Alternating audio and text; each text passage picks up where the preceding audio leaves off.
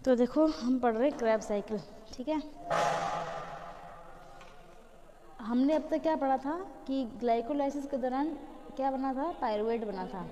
ये जो पायरुवेट है ये CO2 का यूज़ करके और डिहाइड्रोजनेज एंजाइम आएगा, CO2 निकल जाएगा इससे और को एंजाइम ए की हेल्प से ये एसिटिल को एंजाइम ए में कन्वर्ट हो जाएगा। कितने मॉलिक्यूल बनेंगे इसके एसिटिल को एंजाइम ए के? 2 मॉलिक्यूल्स बनेंगे, क्योंकि पायरुवेट भी 2 बने थे और ये एसिटिल को एंजाइम वाला काम भी 2 बार होगा, ठीक है।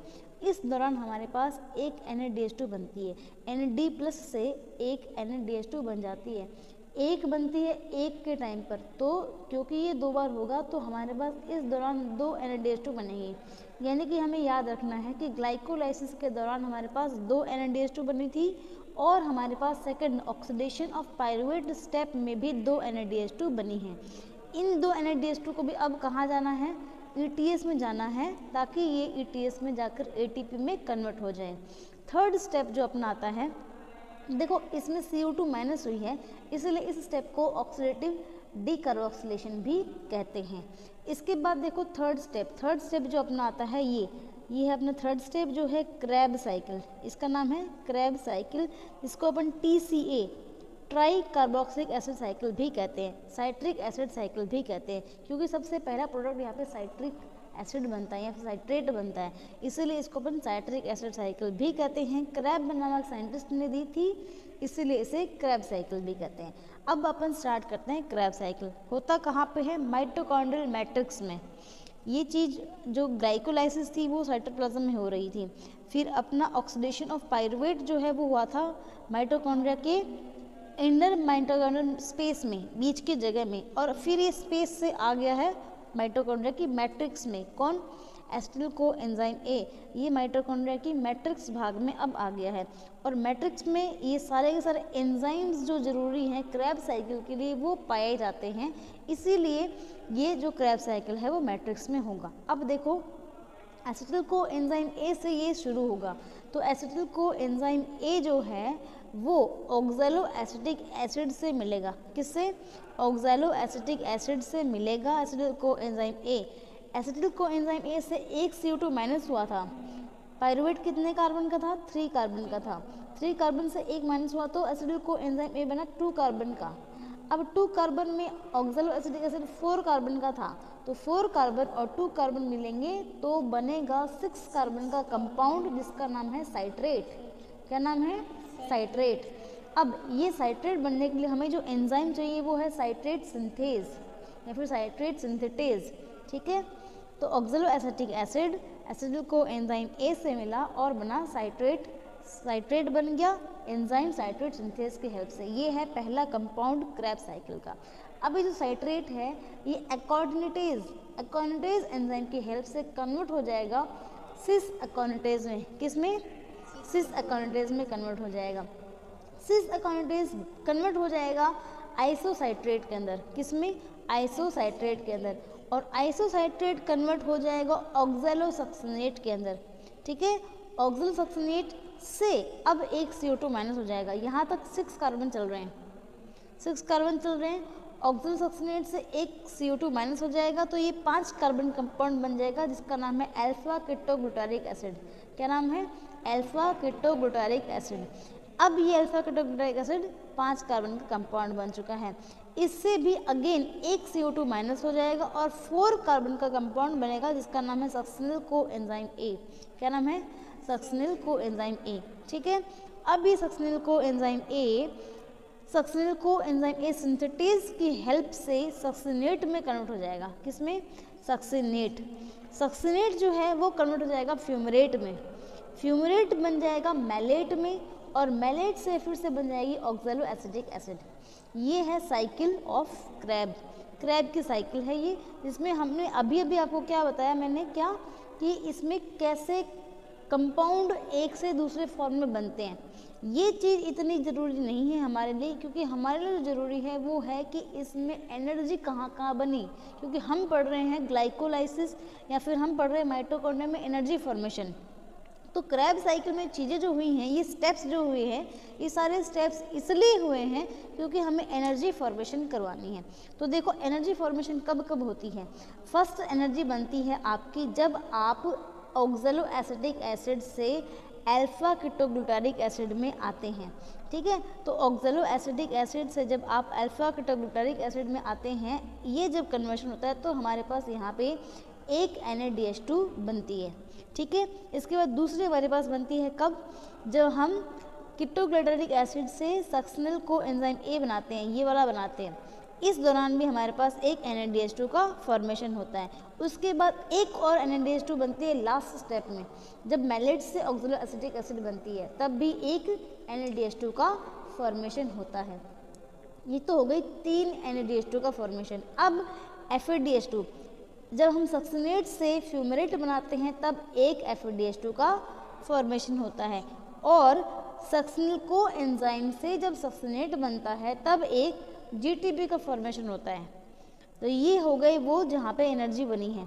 ये देखो, ये ओवरऑल है क्रैब साइकिल का। इस पूरे साइकिल में हमने कंपाउंड्स का नाम लिखा है, कितने कार्बन आते हैं, कितने कार्बन कार्बन हुए हैं, कहाँ पे कार्बन डाइऑक्साइड निकला है और कब एनर्जी बनी है वो पढ़ा है। ये यहाँ से याद नहीं रहता है। इसको याद करने के लिए मैंने उस दिन वो आपको ट्रिक बताई थी, फॉर्मूला बताया था बोर्ड पे, जो मैंने याद करने के लिए बताया था। अगेन बता दूँ, देखो ये क्या था, क्योंकि ये ऐसे याद नहीं होता है इसलिए इसको रटते हैं अपन। तो कैसे रटेंगे, देखो ये है आपका trick, Chacha Chaudhary in hospital, okay Sunita special, famous FM famous, Obama के घर खाना खा रही है। ये ट्रिक है क्रैब साइकिल के 10 स्टेप्स को याद करने की, क्योंकि क्रैब साइकिल भी 10 स्टेप में होती है। तो यहाँ पे पहला है Chacha Chaudhary in hospital, okay Sunita special, famous Obama के घर खाना खा रही है। तो सी मतलब आपका साइट्रेट, अगेन सी मतलब सिस एकोनिटेज, आई मतलब आइसोसाइट्रेट, फिर ओ मतलब ऑक्सैलोसक्सिनेट, के मतलब अल्फा कीटोग्लूटारिक एसिड, एस मतलब सक्सिनल को एंजाइम ए और एक और एस मतलब सक्सिनेट, एफ मतलब फ्यूमरेट, एम मतलब मैलेट और ओ मतलब ऑक्सैलो एसिटिक एसिड। तो यहाँ से आपको ये नाम याद हो जाएंगे, सीक्वेंस में याद हो जाएंगे कि इसके बाद ये आएगा, इसके बाद ये आएगा, अदरवाइज ये याद नहीं होते हैं। इसलिए मैंने आपको ये बताया था, ये वाला नहीं बताया था, ठीक है। तो अब देखिए, अब देखो इसमें क्या हो जाएगा, एनर्जी कैसे बननी वो भी याद हो जाएगा कि फर्स्ट तो एनर्जी इससे जब इसमें गए तो बनी NADH2, फिर जहाँ पे भी एरो लगाई है ये उसमें एनर्जी बनेगी आपको, ठीक है। तो यहाँ पे K से S में NADH2 अगेन बन गई और लास्ट स्टेप में भी NADH2 बनती है। फेमस कौन है, सुनीता फेमस है, सुनीता स्पेशल है और सुनीता फेमस भी है। तो सुनीता स्पेशल, क्योंकि वो स्पेशल है तो इस दौरान स्पेशल काम होगा, क्या काम होगा, GDP से GTP बनेगा, ये स्पेशल काम हुआ है। और फेमस है तो क्या फेमस काम हुआ है एक और, कि FAD से FADH2 बन गया, F से F, तो ऐसे ही याद हो जाएगा कि यहाँ पे FADH2 बनेगा। अदरवाइज ये चीज़ याद नहीं होगी आपको कि FADH2 कहाँ बनेगा। तो ये तो आपने एनर्जी का फॉर्मेशन कर दिया है। इसमें एक और चीज़ कि सभी में जो एंजाइम्स यूज़ हुए हैं क्रैब साइकिल में, सारे के सारे डिहाइड्रोजनेस टाइप ऑफ एंजाइम है, यानी कि हाइड्रोजन को निकालने वाले, प्रोटॉन्स को निकालने वाले टाइप्स हैं ये सब प्रोटॉन को रिलीज करते हैं, ठीक है। तो 6 कार्बन का था 3 कंपाउंड, फिर अपना चौथा O जो था वो 4 कंपाउंड का था, K कीटोग्लूटारिक एसिड 5 कंपाउंड का हो गया, और उसके बाद हमारे 5 का बाद हमारे पास S जो है वो अगेन 4 कार्बन का हो गया, और फिर लास्ट तक 4 कंपाउंड चलेंगे। हमने जहाँ पर ये 6 to 5 आए हैं एंड 5 to 4 आए हैं, ऑब्वियसली वहाँ पे एक कार्बन CO2 माइनस होकर निकला है, तो हमें यहाँ से पता चल जाएगा कि एक डिकार्बोक्सिलेशन हुआ है। तो ये एक सिंपल सा ट्रिक था आपको क्रैब साइकिल याद करने का। माइटोकॉन्ड्रियल मैट्रिक्स में होता है, प्रोटॉन्स को रिलीज करता है, और NADH2, FADH2 and GTP indirect forms of energy हैं, ये इनको बनाता है। समझ में आया? देखो अगेन मैं बात करती हूँ क्रेब्स साइकिल की। क्रेब्स साइकिल में हमने क्या किया, माइटोकॉन्ड्रियल मैट्रिक्स में एसिटिल कोएंजाइम ए की एंट्री करवाई और एसिटिल कोएंजाइम ए जो 2 कंपाउंड कार्बन था उसको ऑक्सलो एसिटिक एसिड 4 कार्बन कंपाउंड से मिलाया और एक 6 कार्बन कंपाउंड बनाया और 6 कार्बन कंपाउंड जो साइट्रेट था उसको अलग अलग कन्वर्ट किया फॉर्म्स में और उस दौरान हमारे पास एनर्जी बनी।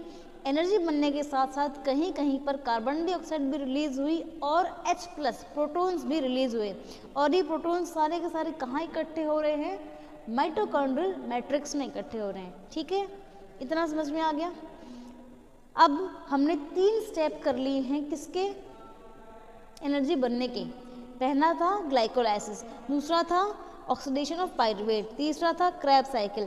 याद रखना है क्रेब्स साइकिल में हमारे पास 3 तो NADH2 बने हैं, एक FADH2 बना है और एक GTP बना है। क्रेब्स साइकिल कितनी बार होता है, 2 बार, क्योंकि एसिटिल कोएंजाइम ए कितने बने हैं, 2 बने हैं। तो एक एसिटिल कोएंजाइम ए एक बार साइकिल चलाएगा और दूसरा acetyl coenzyme A again cycle चलाएगा। तो 2 बार एसिटिल कोएंजाइम ए साइकिल चलाएंगे तो ओवरऑल क्रेब्स साइकिल 2 बार होगा और इसमें 3 दूनी 6 NADH2 बनते हैं, 2 FADH2 बनते हैं और 2 GTP बनती हैं। ये आपको चीज़ साइड में रखनी है याद, क्योंकि हमें लास्ट में इनसे ATP बनानी है।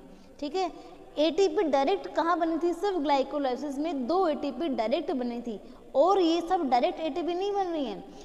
पहले स्टेप में भी NADH2 बनी, दूसरे स्टेप में भी NADH2 बनी और तीसरे में भी NADH2 बनी, FADH2 बनी, GTP बनी। ये सब के सब इनडायरेक्ट फॉर्म ऑफ ATP होते हैं। अब जो अगला स्टेप आता है वो अपना आता है ETS। क्या आता है, ETS, इलेक्ट्रॉन ट्रांसपोर्ट चेन या फिर इलेक्ट्रॉन ट्रांसपोर्ट सिस्टम। ये कहाँ होता है, माइटोकॉन्ड्रिया की क्रिस्टी में होता है। कहाँ होता है, माइटोकॉन्ड्रिया की क्रिस्टी भाग में होता है ETS। ठीक है, ETS क्यों चलता है ये चीज़ जानना जरूरी है। ETS is a chain of electrons, flow of electrons होता है इसमें, इलेक्ट्रॉन्स का बहाव होता है इसमें। क्यों, क्योंकि पहले बनी हुई NADH2 और पहले बनी हुई FADH2 को हमें ATP में कन्वर्ट करना है। यानी कि ETS का मेन काम है NADH2 और FADH2 को ATP में कन्वर्ट कर देना। ठीक है, क्योंकि ATP इनडायरेक्ट फॉर्म नहीं है, डायरेक्ट फॉर्म है और NADH2 और FADH2 इनडायरेक्ट है, उनको अपन यूज़ नहीं कर सकते as a currency of sale. तो उनको ETS के द्वारा NADH2 और FADH2 को ATP में कन्वर्ट किया जाएगा। ये होता कहाँ पे है, माइटोकॉन्ड्रिया की क्रिस्टी पर होता है, क्योंकि माइटोकॉन्ड्रिया की क्रिस्टी के अंदर इसके लिए जो एंजाइम्स या कॉम्प्लेक्सेस हैं वो होते हैं। तो अब हमें ये देखना है कि इनर माइटोकॉन्ड्रियल मेम्ब्रेन पर या फिर जो क्रिस्टी होती है उन क्रिस्टी में क्या है ऐसा जो ETS करवाएगा। तो वहाँ पे कॉम्प्लेक्स हैं, क्या हैं, कॉम्प्लेक्स। ETS के लिए 5 कॉम्प्लेक्स काम के होते हैं, complex 1, complex 2, complex 3 and complex 4 and last complex 5। Complex 5 को ही ATP सिंथेज भी बोलते हैं, कॉम्प्लेक्स 5 को ही हम F0F1 पार्टिकल भी बोलते हैं, इसी को हम ऑक्सीसोम भी बोलते हैं। क्या बोलते हैं, ऑक्सीसोम भी बोलते हैं और इसी को हम एलिमेंट्री पार्टिकल भी बोलते हैं। जो आपको याद होगा क्रिस्टी के ऊपर हमने क्या बनाया था, क्रिस्टी के ऊपर जब हमने डायग्राम बनाया था तो क्रिस्टी के ऊपर हमने गोल गोल स्ट्रक्चर्स बनाई थी। तो वो जो गोल गोल स्ट्रक्चर्स हैं वो आपकी ये हैं, कौन है, F0F1 पार्टिकल हैं। ये F0F1 पार्टिकल ही कॉम्प्लेक्स 5th होता है और इसी में ATP बनती है। यही है वो कॉम्प्लेक्स 5th जो अपना 5वां स्टेप ऑक्सीडेटिव फॉस्फोरीकरण उसको करता है। इतना समझ में आया, पक्का। तो देखो कॉम्प्लेक्स 1 में कौन होता है, याद रखना है, एंजाइम होता है FMN और FES, रटना पड़ेगा, कोई ऑप्शन नहीं है।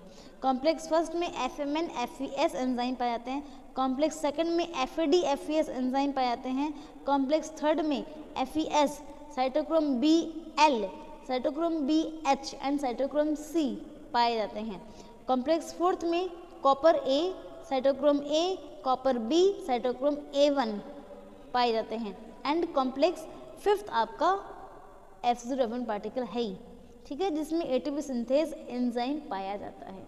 ये जो कॉम्प्लेक्स हैं, ये कॉम्प्लेक्स NADH2 के लिए अलग हैं, FADH2 के लिए अलग है। तो देखो कॉम्प्लेक्स 1, 3, 4 एंड 5 ये काम करेंगे NADH2 के लिए, यानी कि NADH2 के लिए तो कॉम्प्लेक्स फर्स्ट, थर्ड और फोर्थ काम करेगा, एंड FADH2 के लिए कॉम्प्लेक्स सेकंड, थर्ड और फोर्थ काम करेगा। फिफ्थ तो दोनों में कॉमन है, क्योंकि फिफ्थ जो कॉम्प्लेक्स है वो F0F1 पार्टिकल है अपना, और यही है वो जो ऑक्सीसोम जो ATP का बनाएगा और पांचवा स्टेप ऑक्सीडेटिव फॉस्फोरिलीकरण को करेगा, इसलिए वो तो कॉमन है। तो याद ये रखना है कि NADH2 के लिए कौन सा कॉम्प्लेक्स काम करता है, फर्स्ट कॉम्प्लेक्स। FADH2 के लिए कौन सा काम करता है, सेकंड। थर्ड और फोर्थ भी कॉमन है, ठीक है। कॉम्प्लेक्स फर्स्ट NADH2 के लिए, कॉम्प्लेक्स सेकंड FADH2 के लिए। जब NADH2 को हम ATP में कन्वर्ट करेंगे तब कॉम्प्लेक्स सेकंड काम नहीं करेगा, और जब हम FADH2 को ATP में कन्वर्ट करेंगे तब कॉम्प्लेक्स फर्स्ट काम नहीं करेगा। अब हम पढ़ते हैं इसको कि ETS होता कैसे है। ये तो हमने पढ़ा कि क्या क्या होता है। अब देखो ETS जब होता है तो ETS कहाँ होता है, मैंने अभी भी बताया आपको, क्रिस्टी वाले भाग में होता है, या फिर माइटोकॉन्ड्रिया की इनर माइटोकॉन्ड्रियल मेम्ब्रेन के ऊपर होता है, जहाँ पे क्रिस्टी पाई जाती हैं। जिस मेम्ब्रेन के ऊपर क्रिस्टी पाई जाती हैं वहाँ पर ये होता है। तो ये देखो, ये आपकी माइटोकॉन्ड्रिया के बाहर की स्पेस है, ये आपकी इनर माइटोकॉन्ड्रियल मेम्ब्रेन है, और ये मैट्रिक्स भाग है।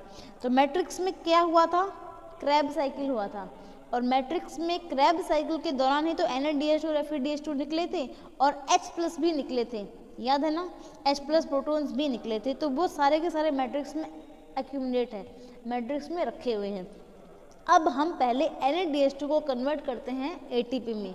तो जब हम NADH2 को ATP में कन्वर्ट करेंगे तो कौन से कॉम्प्लेक्स काम आएंगे, complex first, complex third, complex fourth and complex fifth, जिसे हम ऑक्सीसोम कहते हैं, जिसमें अपना पांचवा स्टेप होगा जो क्या है, ऑक्सीडेटिव फॉस्फोरिलीकरण, ठीक है।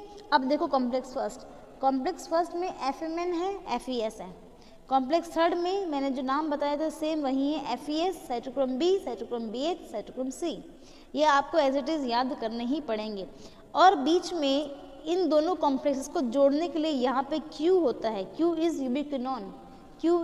यूबिक्विनोन। ये बीच में एक कनेक्टिंग लिंक होता है दोनों कॉम्प्लेक्सेस के बीच में।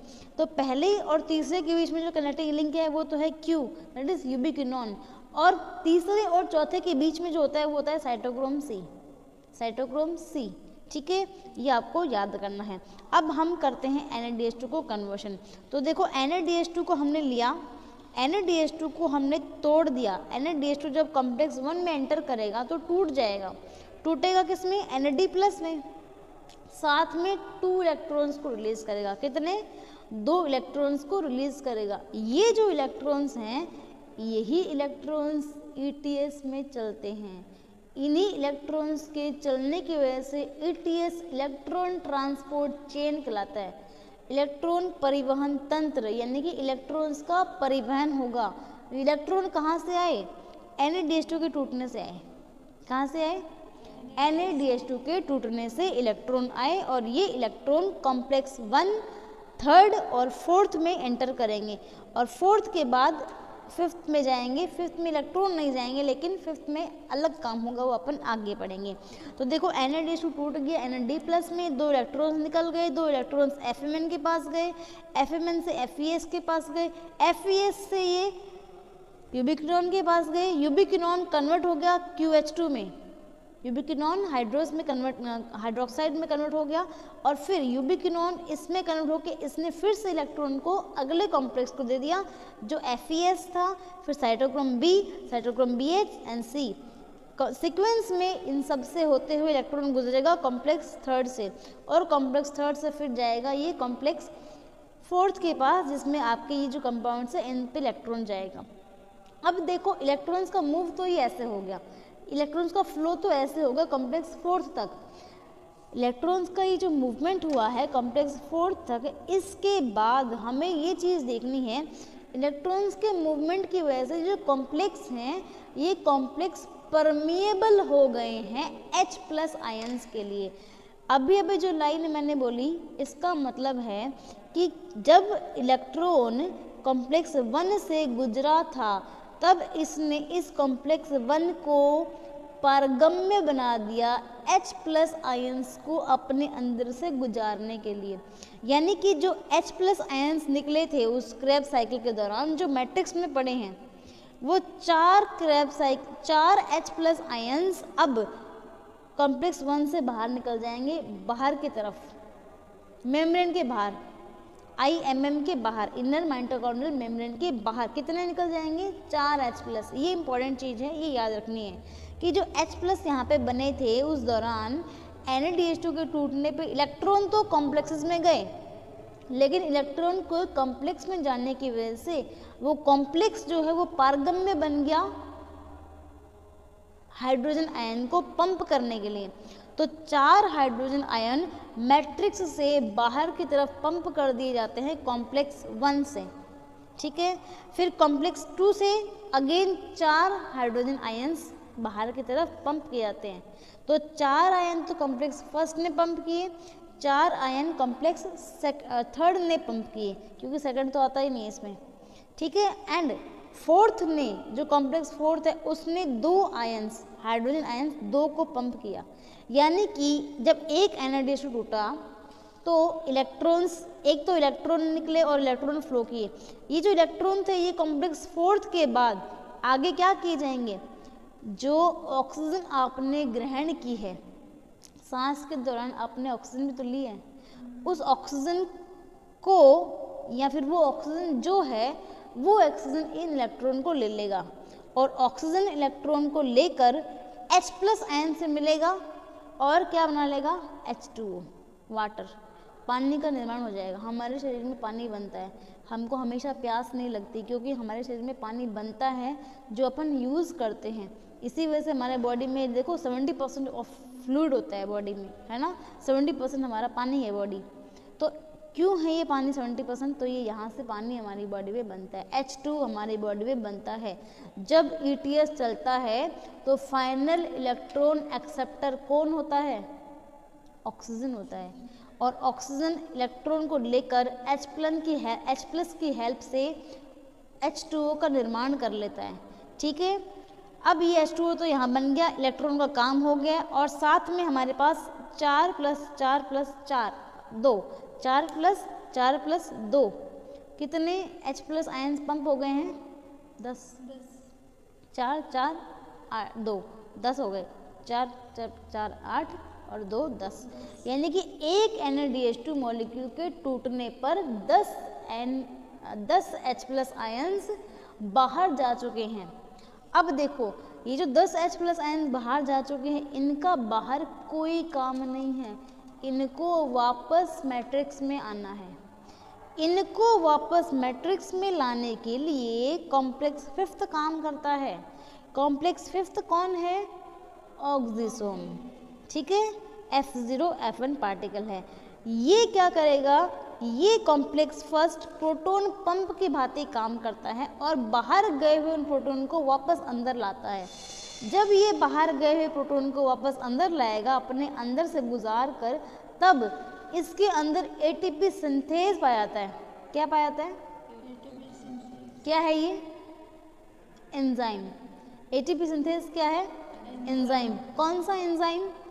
जो ATP निर्माण करता है, ATP बनाने वाला एंजाइम है ATP सिंथेज। तो ATP सिंथेज एंजाइम कहाँ है? ऑक्सीसोम के अंदर है। और जब H+ इससे गुजरेंगे तो ATP सिंथेज उन H+ को पकड़ लेगा और क्या करेगा? जादू कर देगा। जादू क्या करा उसने? H+ को उसने कन्वर्ट कर दिया ATP में।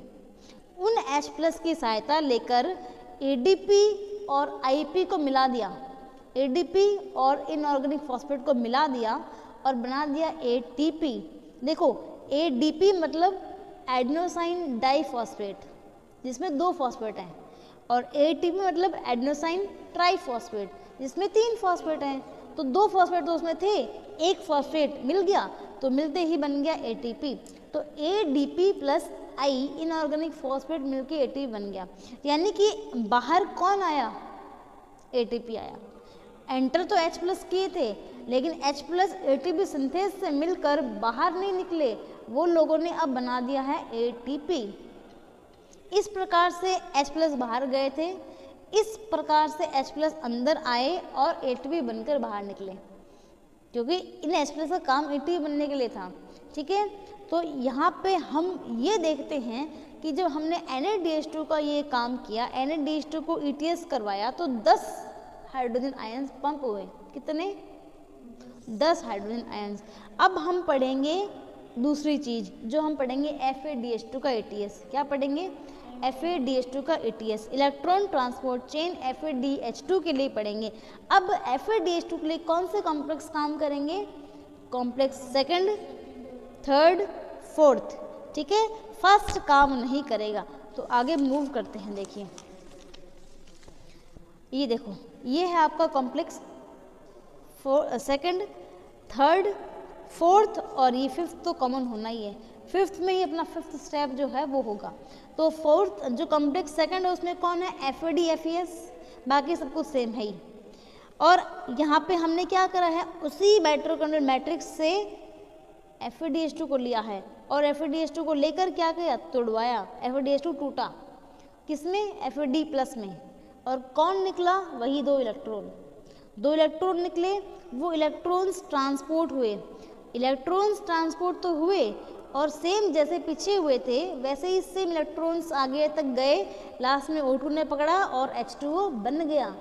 यानी कि ETS FADH2 का और NaDH2 का सेम है, सिर्फ कॉम्प्लेक्स का फर्क है। NaDH2 के लिए तो आता है कॉम्प्लेक्स 1 और FADH2 के लिए कॉम्प्लेक्स सेकंड। ठीक है, बाकी सब कुछ सेम है। वहाँ पे NaDH2 के लिए कॉम्प्लेक्स 1 ने 4 H प्लस को पंप किया था ना, पहले वाले ने 4 H प्लस को पंप किया था। लेकिन कॉम्प्लेक्स सेकंड कोई भी H प्लस को पंप नहीं करता। कॉम्प्लेक्स सेकंड क्या है? कोई भी H प्लस को पंप नहीं करता। यानी कि यहाँ पे कॉम्प्लेक्स सेकंड से H प्लस बाहर नहीं निकलेंगे। और कॉम्प्लेक्स थर्ड से कितने निकलेंगे? 4। कॉम्प्लेक्स थर्ड से फोर्थ से कितने निकलेंगे? 2। तो 4 और 2 6। यानी कि जब हम FADH2 को ETS करवाते हैं, FADH2 का इलेक्ट्रॉन ट्रांसपोर्ट चेन जब करवाते हैं, उसको तोड़ते हैं इलेक्ट्रॉन्स के फ्लो करवाने के लिए, और वो इलेक्ट्रॉन तो लास्ट में ऑक्सीजन ग्रहण कर लेगा, H2O का निर्माण कर देगा, और हाइड्रोजन आयन जो पंप होंगे वो कितने होंगे? 6, क्योंकि कॉम्प्लेक्स सेकंड ने एक भी हाइड्रोजन आयन को पंप नहीं कराया बाहर की तरफ। तो इसमें हमारे पास 6 होंगे। ठीक है, तो अब वही सेम कहानी, 6 इसमें कितने में जाएंगे? कॉम्प्लेक्स फिफ्थ में जाएंगे और ATP बन के बाहर निकल जाएंगे। अब हमें ये देखना है कि ATP कितने H प्लस से बनती है और कितनी ATP बनती है। देखो, हमें ये चीज़ याद रखनी है कि एक ATP बनने के लिए 4 H प्लस चाहिए। कितने? 4। एक ATP कितने H प्लस से बनती है? 4। अगर 4 हाइड्रोजन आयन इसमें से गुजरेंगे तो एक ATP बन के निकलेगी। तो देखो, NaDH2 से कितने ATP बनेगी? NaDH2 से कितने H प्लस निकले थे? 10। NaDH2 से 10 H प्लस निकले थे, तो 10 H प्लस से कितनी ATP बनेगी? एक ATP बनती है 4 से, तो 4/2, तो 10/4 कर दोगे आप, डिवाइड कर दोगे तो 2.5 बनेगी, 2.5 ATP बनेगी। यानी कि एक NaDH2 मॉलिक्यूल के ETS से 2.5 ATP बनती है। और हमें पता है 2.5 को जब हम राउंड ऑफ करते हैं तो कितना आएगा? 3। राउंड ऑफ, पास हो जाना ना, राउंड ऑफ, तो 3 आएगा। मतलब अगर आपके 2.5 नंबर आते हैं तो कितने नंबर कहलाते हैं? 3 नंबर कहलाते हैं। कि इसके 3 नंबर आए, आधा नंबर फ्री का दे दिया जाता है ना। तो यहाँ पे 2.5 ATP बनती है। इसी को हम कहते हैं कि NaDH2 से 3 ATP बनती है। हम NaDH2 से 3 ATP बोलते हैं ना, ये यहाँ से बोलते हैं कि NaDH2 से 3 ATP बनती हैं। दूसरा FADH2 से H प्लस कितने आए थे? 6। तो 6 FeDH2 के कितने ATP बनेंगी? 6/4 करोगे तो 1.5 6/4 करोगे आप तो 1.5 बनेगी, तो 1.5 ATP मतलब 1.5 ATP बनेगी। इसका मतलब 2 ATP, यानी कि एक FeDH2 से कितने ATP बनेगी? 2। समझ में आया? अब ETS के खत्म होते होते हमने क्या कर लिया है, सारी की सारी NADH2 को 3 ATP में कन्वर्ट कर लिया और सारी FeDH2 को 2 ATP में कन्वर्ट कर लिया। यानी कि अब हमने 5वां स्टेप करना है जो है ऑक्सीडेटिव फॉस्फोरीकरण, जो कि ATP बनाया है कि 3 ATP बनी है, 4 ATP बनी है, 2 ATP बनी है, वो ऑक्सीडेटिव फॉस्फोरीकरण से हुआ। यानी कि हमारा ATP बनने का प्रोसेस जो था वो पूरा हो गया। अब हमें क्या करना है, कैलकुलेशन ऑफ ATP के लिए करना है। क्या करना है? Calculation of ATP। अब ATP के कैलकुलेशन के लिए आपको याद रखना है जो मैंने चीज़ें बोली थी। क्या क्या बोली थी, याद है? चलो लो एक कॉपी दो, बताती हूँ, खाली कॉपी दे दो। हम क्या करते हैं, सेल्यूलर रेस्पिरेशन करते हैं, ठीक है? सेल्यूलर रेस्पिरेशन करते हैं तब हमारे पास जो ATP बनेगी उसका कैलकुलेशन करते हैं। फर्स्ट स्टेप कौन सा था? ग्लाइकोलाइसिस। मुझे बताओ ग्लाइकोलाइसिस में हमने कितना क्या बनाया था, याद है तो बोलो बोलो। अभी तो ग्लाइकोलाइसिस किया था ना, क्या क्या बनाया था? 2 हमने बनाई थी NADH2 और हमने 2 बनाई थी ATP। ATP तो वैसे 4 बनी थी लेकिन 2 यूज़ हो गई थी तो 2 ही बची थी। तो ये जो 2 NADH2 है ये कितने ATP देंगे ETS में जाने के बाद? 3 × 2, तो इससे हमें 6 ATP मिल गई और ये जो ATP है तो डायरेक्ट आ जाएगी, तो ये 2 ATP आ गई, ठीक है? इसका मतलब ग्लाइकोलाइसिस में टोटल ATP बनी 8, ये याद रखना है पहला। दूसरा स्टेप था अपना पाइरूवेट का ऑक्सीडेशन, पाइरूवेट ऑक्सीडेशन, ठीक है? इसके दौरान हमें क्या बना था, 2 NADH2 बने थे, याद है ना? अभी करा था, 2 NADH2 बने थे, तो इससे कितनी ATP बनेगी? 3 × 2 6 ATP बनेगी। तो ये आपको ध्यान रखना है, यहाँ पे 6 ATP बनी थी। थर्ड स्टेप जो आया था वो था अपना क्रेब्स साइकिल। क्रेब्स साइकिल में क्या क्या बना था, ये वेरी इंपॉर्टेंट है, याद रखो। क्या बना था बताओ? 3 तो बने थे NADH2, एक FADH2 और एक GTP। FATP तो बना ही नहीं। अब 3 NADH2 से कितने ATP बनेगी? 3 × 3, एक से कितनी बनती है? 3, तो 3 से कितनी बनेगी? 3 × 3 = 9, तो 9 ATP बन गई। अब FADH2 से कितनी बनती है? 2, तो एक से कितनी बनेगी? 2, तो कितनी बन गई? 2 ATP। GTP से कितनी बनती है? एक ही बनती है, क्योंकि GTP is direct form of ATP। GTP मतलब ग्वानोसाइन ट्राइफॉस्फेट, ATP मतलब एडेनोसाइन ट्राइफॉस्फेट। A और G दोनों ही प्यूरीन हैं, इससे दोनों सेम है, ठीक है? तो इससे बनती है एक ATP। तो अब हमारे पास इसमें कितनी बनी? 9, 10, 11 और 12 ATP। ये जो चीज़ मैंने आपको बताई है ये तो मैंने एक क्रेब्स साइकिल की बताई है। क्या बताई है? एक क्रेब्स साइकिल की। But TCA runs twice. TCA कितनी बार चलता है? 2 बार चलता है। 2 बार चलेगा ना? एक बार की तो ये कहानी है, तो दूसरी बार भी सेम यही कहानी होगी। तो इस पूरे को हम क्या करेंगे, तो मल्टीप्लाई हम क्या कर देंगे? 2 कर देंगे, तो 12 दूनी 24। यानी कि क्रेब्स साइकिल जब 2 बार पूरा हो जाएगा तो हमारे पास 24 ATP बनेगी। इसके बाद आया ETS। ETS ने क्या किया था? ETS ने तो NADH2 को 3 ATP में कन्वर्ट किया था और FADH2 को 2 ATP में कन्वर्ट किया था। क्या किया था? कन्वर्ट किया था। ये जो यहाँ बनाया हमने ये इस ETS की वजह से ही बनाया है, ऐसे ही नहीं बनी है, ETS ने बनाए हैं इनको, है ना? तो ETS में खुद से कोई ATP नहीं बनती है, बट ETS सारी इनडायरेक्ट एटीपीज को कन्वर्ट करता है डायरेक्ट एटीपीज में, ठीक है। यानी कि अब हमें कैलकुलेट करना है, देखो कितनी 8 + 6 + 24 कितनी 8 + 6 + 24 हो गया मैथ 38। कितनी एटीपी बन गई 80 बन गई 38। एक ग्लूकोज मॉलिक्यूल को तोड़ने पर कितनी एटीपी बनी 38। तो 38 एटीपी बन जाती है एक ग्लूकोज अणु के तोड़ने पर। अब देखो कहीं कहीं पर बहुत बार हमें ये क्वेश्चन मिलता है कि 38 एटीपी बनती है 36, कहीं हम 36 पढ़ते हैं, कहीं हम 38 पढ़ते हैं, कहीं कहीं पे 36 लिखा होता है, कहीं कहीं पे 38 लिखा होता है। तो अब हमें इस बात को देखना है कि क्या 38 बनती है या 36 बनती है, कितनी बनती है ये देखना है। तो देखो 38 एटीपी बनती है, ये सही है, ये हमने सही से देख लिया। अब देखो 38 एटीपी में से 2 एटीपी और खर्च हो जाती है। क्या हो जाती है खर्च। कहाँ खर्च होगी, ग्लाइकोलाइसिस कहाँ हुआ था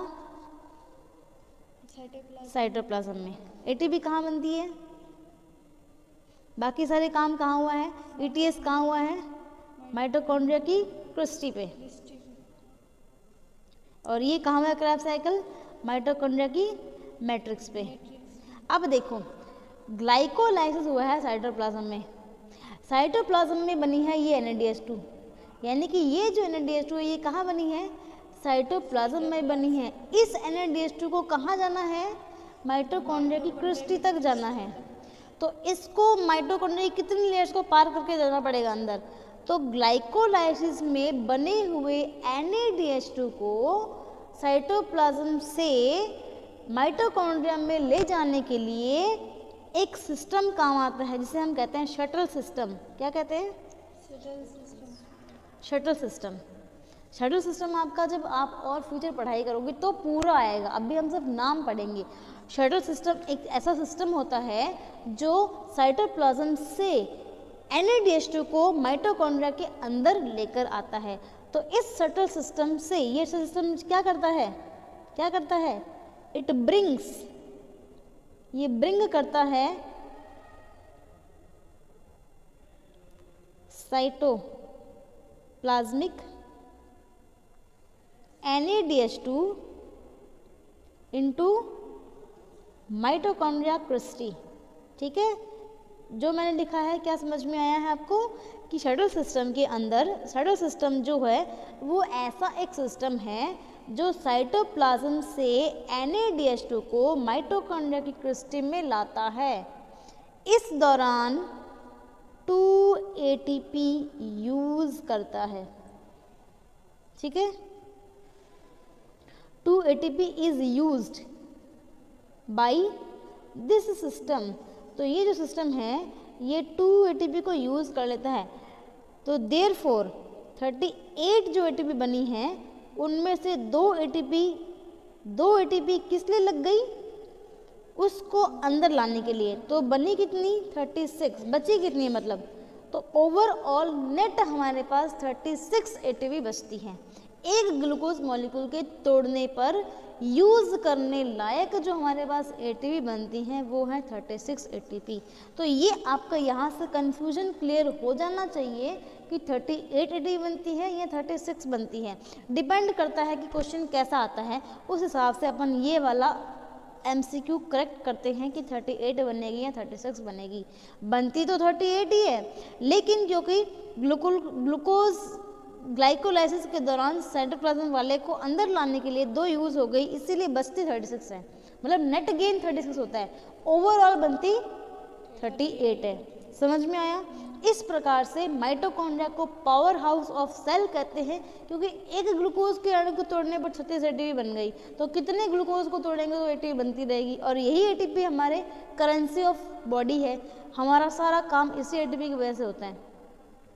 इसी ATP को ATP बनने की वजह से पावर हाउस कहते हैं। बहुत सारा, पावर हाउस का मतलब क्या होता है, जहाँ पे बहुत ज़्यादा अमाउंट ऑफ या फिर बहुत एक्सेस में बनता हो। तो यहाँ पे एक्सेस में बनता है, इसीलिए इसको अपन पावर हाउस ऑफ माइटोकॉन्ड्रिया को कहते हैं पावर हाउस ऑफ सेल कहते हैं, क्योंकि 36 एटीपी एक ग्लूकोज से बनती है। और ऐसे हम कितने ग्लूकोज खाते हैं, कितना ग्लूकोज से कितनी सारी एटीपी बनती है। ये चीज़ थी एरोबिक रेस्पिरेशन के दौरान। क्या थी? वायवीय श्वसन के दौरान, क्योंकि हमने ऑक्सीजन को यूज़ किया यहाँ पर। इलेक्ट्रॉन कौन लेगा? ऑक्सीजन लेगा।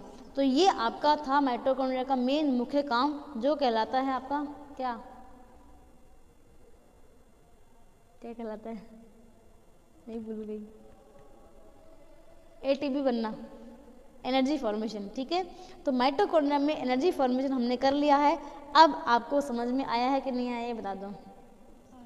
Thank you so much. समझ में आया है तो, नहीं आया है तो कमेंट करके बता देना और बता देंगे।